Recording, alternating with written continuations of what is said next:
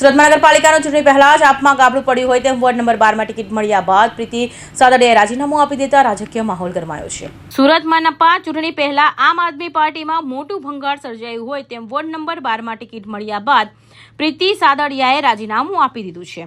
Ticket ફાળવણી પછી ગણતરીના કલાકોમાં રાજકીય ગરમાવો જોવા મળ્યો હોય તેમ પ્રીતિ સાદડિયાએ વિધિવત રીતે કોંગ્રેસમાં જોડાઈ હતી।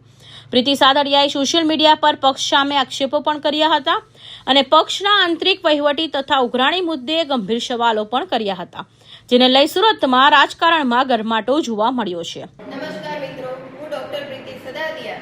હું લગભગ રાજકારણમાં છેલ્લા 6-7 વર્ષથી આમ આદમી પાર્ટી સાથે જોડાયેલી હતી અને 2021માં સુરત મહાનગરપાલિકાની ચૂંટણી દ્વારા ઉમેદવારી કરી હતી। ત્યારથી લઈને અત્યાર સુધી આમ આદમી પાર્ટીમાં તન મન ધનથી મેં લોકોની સેવા કરી છે અને ડોક્ટરી સેવા પણ આપી છે। એટલે મારા વિસ્તારના જે લોકો મારા ચાહકો છે એ લોકોની એવી ઈચ્છા હતી કે એમના વિસ્તારમાંથી હું ચૂંટાઈને આવું, અને પરંતુ આમ આદમી પાર્ટી